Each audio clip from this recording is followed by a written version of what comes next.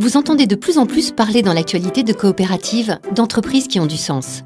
Oui, c'est vrai. Mais savez-vous vraiment de quoi il s'agit ? Je connais les coopératives qui rassemblent les agriculteurs et on entend parler des coopératives de salariés. Il s'agit du même modèle économique. Laissez-moi vous expliquer. En réalité, sans le savoir, vous connaissez les coopératives. Vous les côtoyez tous les jours ou vous en consommez les produits. Quand vous faites vos courses au supermarché, quand vous achetez vos lunettes, vos articles de sport, les jouets de votre enfant, il y a de fortes chances que vous soyez dans un magasin coopératif.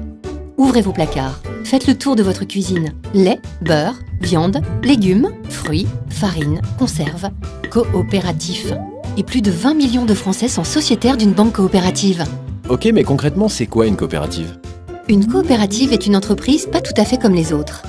Elle répond avant tout aux besoins de ses membres, également appelés sociétaires ou adhérents.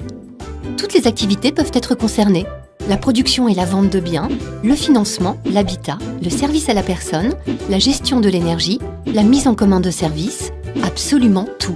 Le modèle coopératif est aussi adapté aux artisans, aux PME. Parfois, même les salariés sont directement associés à leur entreprise. C'est le cas des SCOP.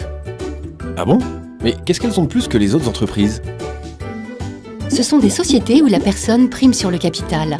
Elles appartiennent à leurs membres. Oui, les entreprises coopératives pratiquent la démocratie. Grand ou petit, chacun vote à égalité. C'est le principe d'une personne égale une voix. Chaque coopérateur participe aux grandes orientations de son entreprise. J'imagine que ça doit marcher avec des petites entreprises, mais difficilement avec des grosses. Détrompez-vous, une coopérative est une entreprise, donc il y en a de toutes les tailles.